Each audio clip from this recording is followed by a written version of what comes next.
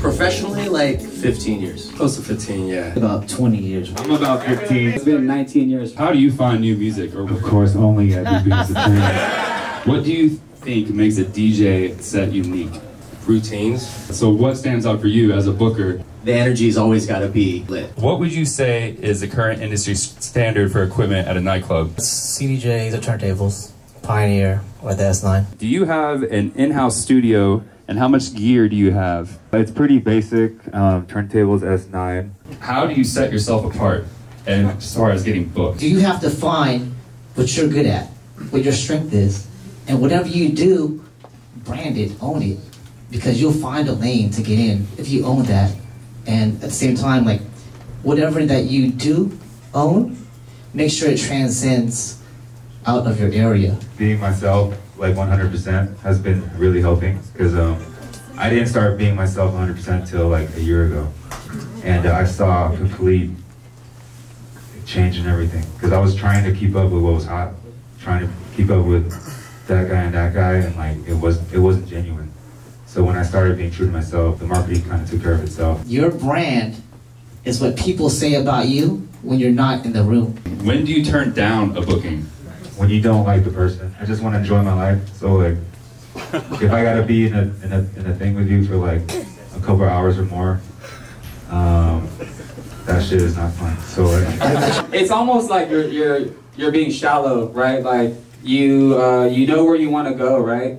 And so you go, okay, like maybe this club isn't like the best club in the world, but maybe there's somebody there that you know can help you get somewhere else. So, or if you just like the person, you know, that's important too, because you want to have a good time. But you know, like you got to look at the bigger picture, not just the room that you're in and the turntables or the CDJs that you're on. You got to look at like, let's say the club that you're playing at, they bring in a lot of like really big DJs from around the country, right? And let's say it's kind of like there's a lot of spots that are nationally known, right? It might not even be that fun, but a lot of people around the country know this club.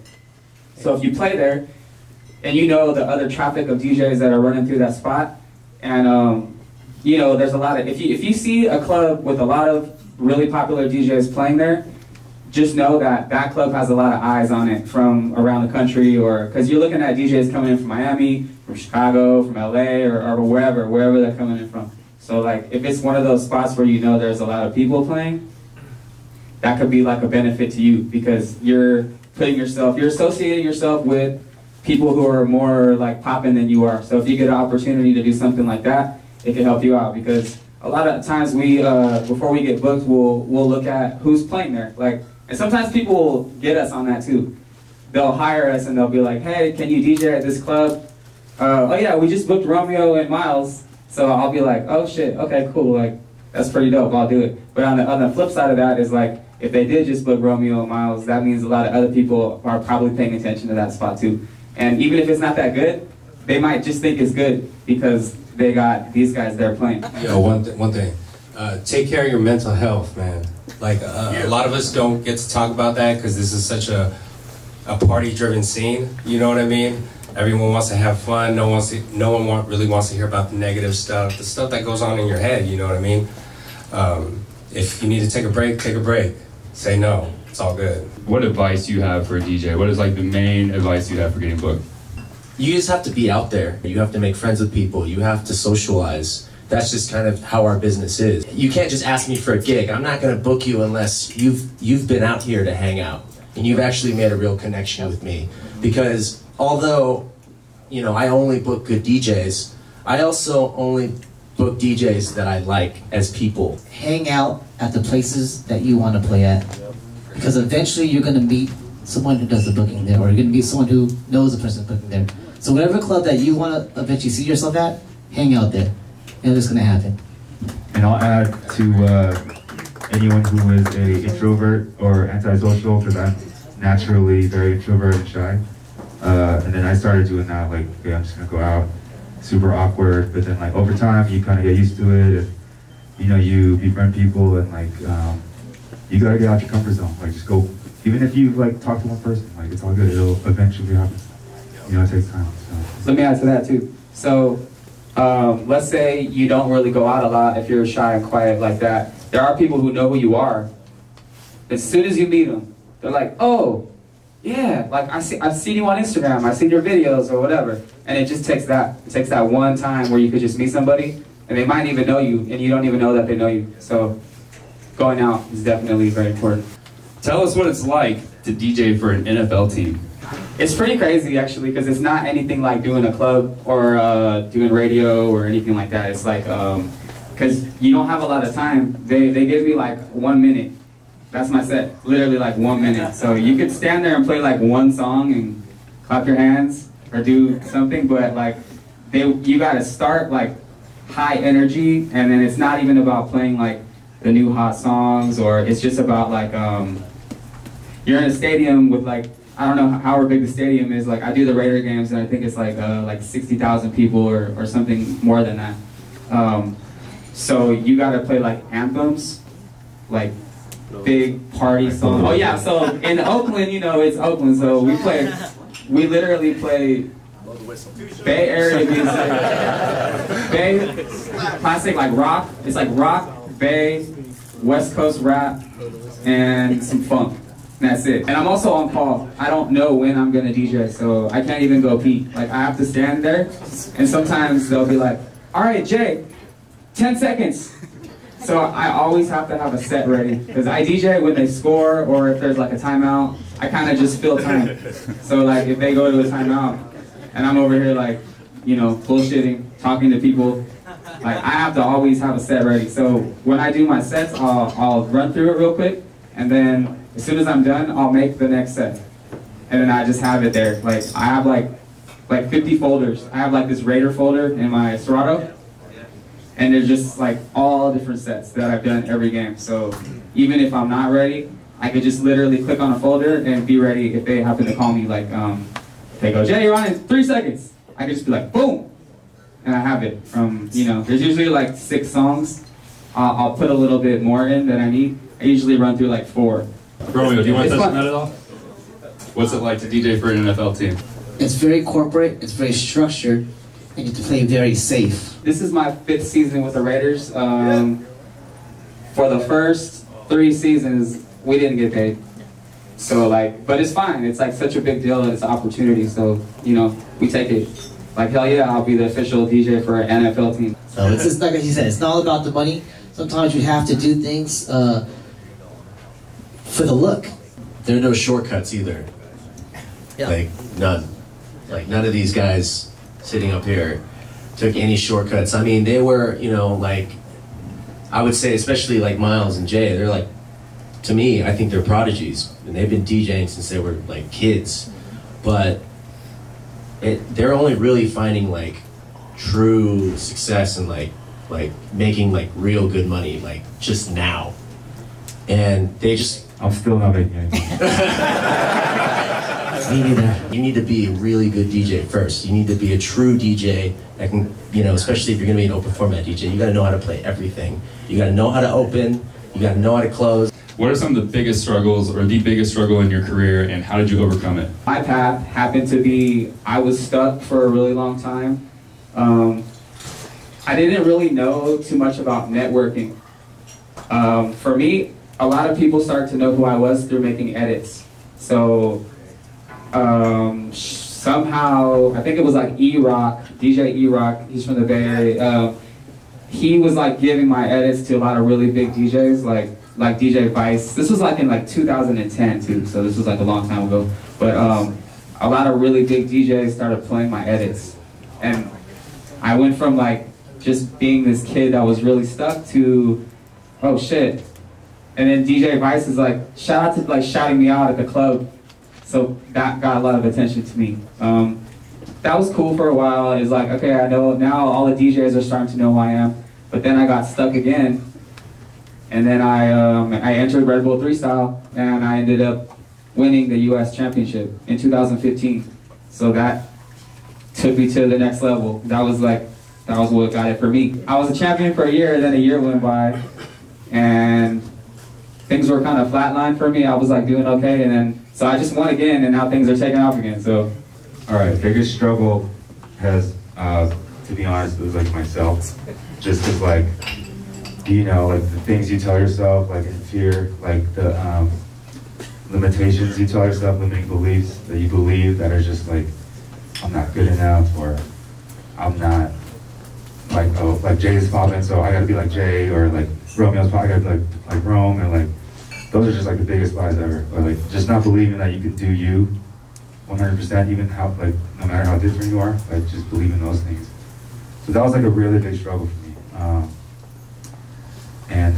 Basically once you go past those stupid ass like lies, like just start to have like confidence in yourself, things go well usually, probably. But like you said, like being in your comfort zone, you gotta step out, because you can't do shit in your comfort zone. You'll stay where you are basically. So you gotta leave the nest, man. You gotta fly a little bit.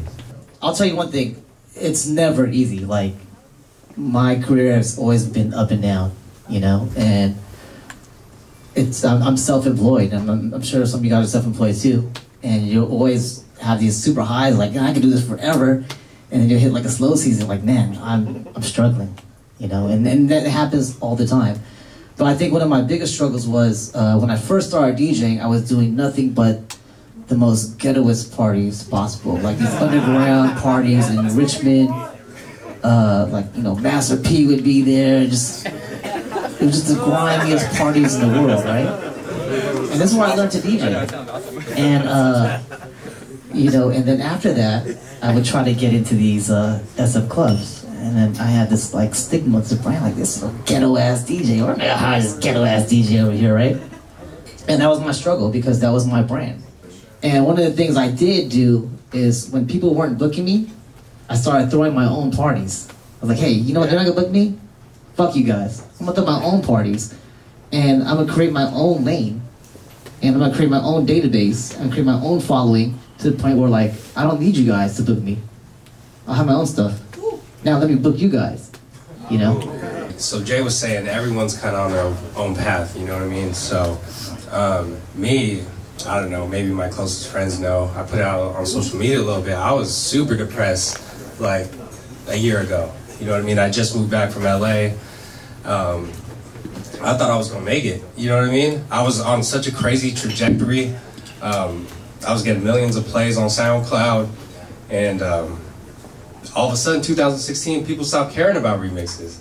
I was confused, man. I didn't know what to do, you know? So, from there, I just had to really evaluate what was going on, what I wanted to do with my career.